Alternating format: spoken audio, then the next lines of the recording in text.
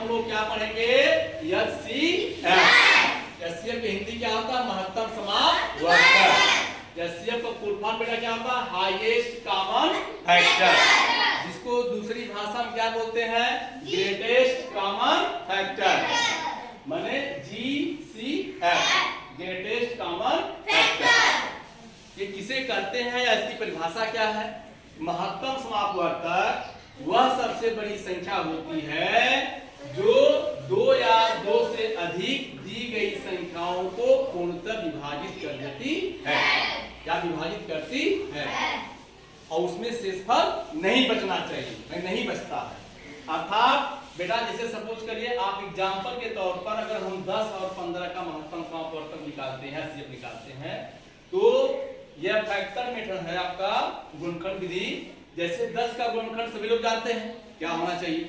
क्या होता है? 1 से कटेगा 10, 2 से कटेगा 5 से कटेगा और 10 से कटेगा। इसी प्रकार 15 का गुणनखंड क्या होगा?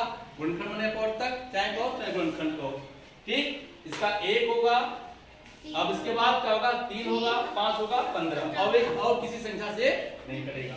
तो अब इसमें देखते हैं बेटा इन दोनों ही गुणनखंड में आपको देखना है कि सबसे बड़ा गुणनखंड संख्या कौन सी है? क्या है? 5। जो दोनों में क्या होना चाहिए? कॉमन होना चाहिए। या की परिभाषा में क्या है? कॉमन माने उभयनिष्ठ होना, दोनों में मिलना चाहिए। दोनों क्या होना चाहिए? मिलना चाहिए। तो बेटा आपको ध्यान देना है, तो गुणनखंड में यह देखते हैं कि कौन सी संख्या दोनों में सेम है, मिल रही है और सबसे बड़ी है। मिलने के लिए एक भी मिल रही है लेकिन छोटी है, इसलिए एक को नहीं लेंगे, तो हम किसको लेंगे? 5 को। इस प्रकार हम कह सकते हैं बेटा 10 और 15 का HCF माने महत्तम समापवर्तक क्या होगा? 5।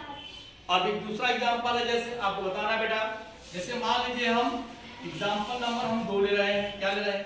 आपको 20 और 30 का क्या निकालना है? HCF निकालना है। क्या निकालना है? HCF। तो सबसे पहले 20 का गुणनखंड बताएंगे। 20 का गुणनखंड क्या होगा? फैक्टर क्या होगा? चलिए आयुष बताओ बेटा। 1 होगा और 2 होगा और 4 होगा, 5 होगा और 10 फिर 20। शाबाश, बैठ जाओ। चलिए बेटा आप बताइए आस्था बताइए 30 का बेटा क्या होगा?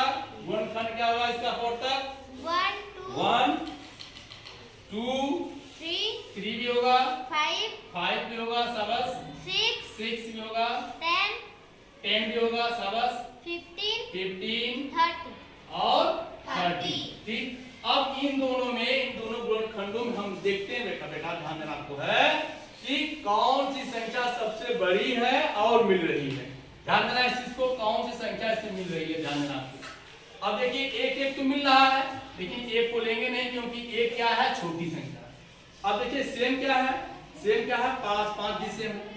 और उसके आगे देखते हैं क्या सेम है? यहाँ पे देखते हैं 10 सेम।